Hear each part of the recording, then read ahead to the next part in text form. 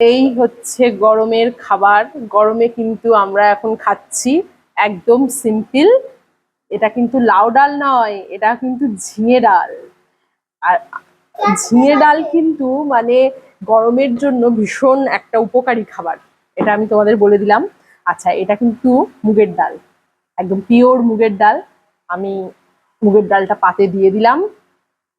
গরমের মধ্যে হাপুস হুপুস করে কিন্তু খেতে হবে এই ডাল। কিন্তু কেউ যদি ভাবে অল্প একটু নেবো, তাহলে হবে না।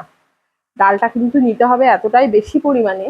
আর ডালটা কিন্তু কেমন হয়েছে, আসল কথা, এই ডাল কেউ খেয়েছে, ও খেয়েছে কিনা জানি না, ও হঠাৎ করে শুনলো, শুনে বলছে এ মা, ঝিঙে ডাল করেছে, ঝিঙে দিয়ে আবার কেউ ডাল খায়? কেমন হয়েছে তাহলে ওর কাছে আগে জিজ্ঞেস করে নি। কেমন হলো বলো? ভালো, ভালো লাগছে? এর মধ্যে একটা হালকা সেন্ট পাচ্ছ? কিসের বলো তো? ঘি। ঘি দিয়ে ফোড়ন দিয়েছি।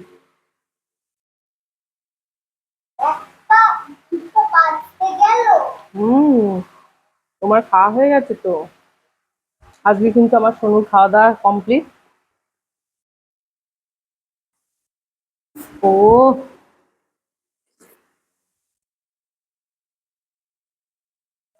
এটা হচ্ছে ঝিঙে। ঝিঙে ডালে একটু ঘি ফোড়ন দেবে, হেভি লাগবে খেতে। এই হচ্ছে শুকনো লঙ্কা। শুকনো লঙ্কাও একটুখানি হালকা করে মেখে নিতে পারো। শুকনো লঙ্কাটি হালকা মাখবা নাকি, দেবো না?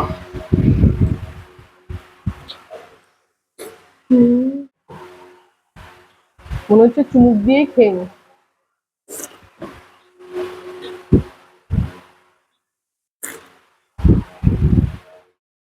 এটা কি বলে তো? বড় বড় পাবদা। আজকে কিন্তু পাবদা আমি দুটো নেব। তোমরা যাই নিতে পারো। না বাবা, আমি দুটোই নেব। তুমি যত যাই বলো না কেন, তার সাথে নেব হচ্ছে একটা করে লঙ্কা। বাবা, পাবদা মাছ দুটো না খেলে পোষায় না, মন যাই বলো না কেন। তোমাকে কটা দেবো? একটা? একটা। আমি তো অত খেতে পারি না। বাজে কথা বলে। শোনো, পাবদা মাছ কিন্তু দেখেই শান্তি। আর একটু বড় হলে ভালো হতো। বেশ বড়।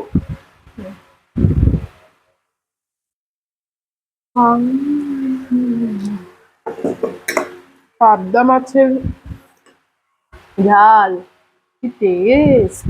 হেভি টেস্ট তো, বিশাল টেস্ট।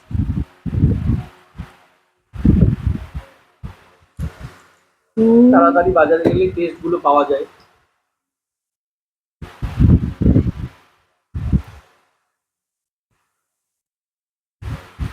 দারুণ দারুণ,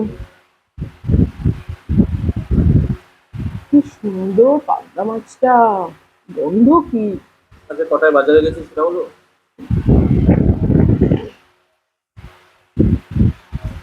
8টায়। একটু তাড়াতাড়ি উঠবা, আমার খাওয়াটা ভালো হবে তাহলে। তাহলে সবার আর খেতে পারিনি। সকালে বাজারে গেলে মাছ কিছু পাওয়া যায়। আমি তো আজকে কনফিউজ হয়ে গেছি, ভোলা কিনবো না পাবদা কিনবো। ভোলা নিয়ে আসতে পারছে। ভোলা থেকে পাবদাগুলো দেখে এত ভালো লাগলো। ভোলাও, ভোলাটাও ভালো লাগে। পাবদা তো জাস্ট আমি তো খেয়ে নি।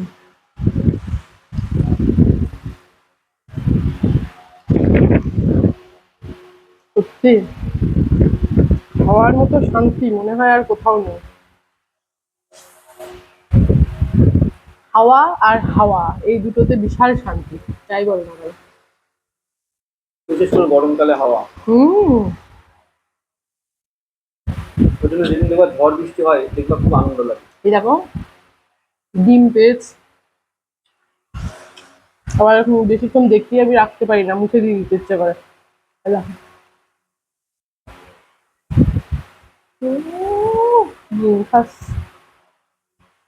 নিজে দুটো ডিম খেয়ে নিল বন্ধুরা, বিচার তোমরাই করো। অকাত আছে ডিম খাওয়ার। কি বলবো, তুমি তো লোকের পয়সাতেই খাই। এটা আমি বলতে পারলাম না। ওর ব্লগের টাকা দিয়ে আমার সংসারটা চলে বন্ধুরা। বাবা, এটা ডিম খেয়েছি বলে এত কথা বললে? ব্লগের টাকা? ব্লগের টাকা এখন অব্দি ঢোকেনি কিছুই। আমার নিয়ে আমরা প্রথম থেকে যেদিন থেকে পরিচয় সেদিন থেকে শুধু খেয়েই চলেছি আমি আরো। হ্যাঁ, এবং সব থেকে আশ্চর্য ব্যাপার, আমাদের কোনোদিন খাওয়ার টাকার অভাব হয়নি। না, ফুচকা থেকে শুরু করে বিভিন্ন রেস্টুরেন্ট। আর একটা গল্প বলি, খুব ইন্টারেস্টিং গল্পটা। খেয়ে নিয়ে বলবো নাকি? বলবো। এটা দেখেই বলো। বলতে বসলে আর খাওয়া হবে না। গল্পটা হলো, একবার ওর কাছে তো টাকা খুবই কম থাকতো যখন প্রেম করতাম আর কি, 11-12 যখন পড়তাম। এমনি খুব মানে চটকদারি ছিল ওনার। মানে বড় বড় জায়গায় যেতে হবে, রেস্টুরেন্টে যেতে হবে, খেতে হবে ভালো ভালো জায়গা। রাস্তায় বসে যে কোনো একটা জায়গা, না সেখানেও খেয়েছি, কিন্তু রেস্টুরেন্টে, বড় বড় রেস্টুরেন্টে নিয়ে যাবো, পুজোর আগে ঘোরাতে নিয়ে যাবে, একটা ধান্দা ওর সবসময়। এইবার তারপরে কাঁচরাপাড়া যাবো, আগমনী বাসন্তী। এইটাই বলতে যাচ্ছি, কাঁচরাপাড়ায় হঠাৎ করে ও আমাকে নিয়ে গিয়েছে চুড়িদার কিনে দেবে বলে, পুজোর সময় আগমনী বাসন্তীতে। ও গান করতো, গানের টাকা দিয়ে। এবার সে, তার পাশেই ছিল মলটার নাম কি, খাদিম খাজানা। খাদিম খাজানা ছিল, সেটা উঠে গেছে। সেই খাদিম খাজানা বিশাল বড়, সবাই জানো, যারা কাঁচরাপাড়ায় গেছে খাদিম খাজানা নিশ্চয়ই জানে। খাদিম খাজানে নিয়ে গেছে, নিয়ে গিয়ে রেস্টুরেন্টে বসেছি, বসে টসে নিয়ে বেশ বেশ এর দিকে ওর দিকে তাকাচ্ছি। বিরাট একটা ব্যাপার, তখন তো বয়স বেশি না, 11-12 পড়ি, বাচ্চা মেয়ে। এবার হঠাৎ করে ও আমাকে বলছে কি, এই দেখি কি কি কি অর্ডার করা যায়। এইবার তাকিয়ে, বিলের দিকে তাকিয়ে, আমাদের না দুজন দুজনের দিকে তাকাচ্ছে যে আমার কাছেও কিছু নেই। ও বলছে আমার কাছেও তো চুড়িদার মুড়িদার কেনার পর আর কিছু নেই, অল্প কিছু আছে, তার মধ্যে দিয়ে এত কিছু খাওয়া যাবে না।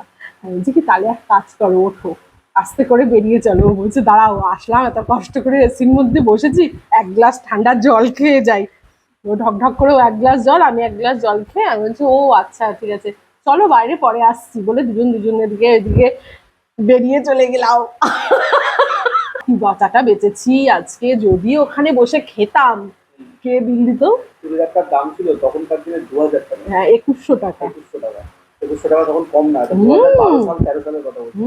খুব সুন্দর চুড়িদারটা ছিল, আমার এই বলছি আমার চোখের সামনে ভাসছে। আগমনী বাসন্তী থেকে কিনেছিলাম চুড়িদারটা, হেবি সুন্দর দেখতে ছিল, অনেক পরেওছি চুড়িদারটা। আর তারপরে সেই টুক করে ওখান থেকে বলে চলো কেটে পড়ো এখান থেকে, টাকা টাকা দিতে পারবো না কিন্তু, এসব যা দাম এখানে লেখা রয়েছে, এরা বেবি নান পান না কি সব নান পান খেতে গিয়েও আমার টাকা পকেট। পরে আবার আমরা গেছিলাম, শুনে আমরা ঢক ঢক করে দুজন 2 গ্লাস জল খেয়ে বললাম চলো বেরিয়ে চলো।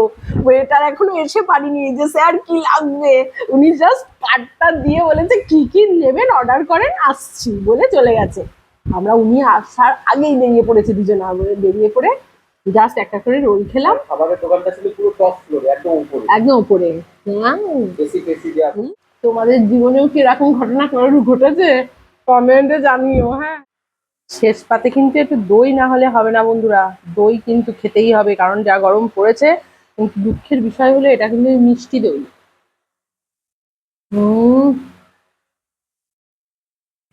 আমাদের এখানে খুব সুন্দর দই পাওয়া যায় কিন্তু,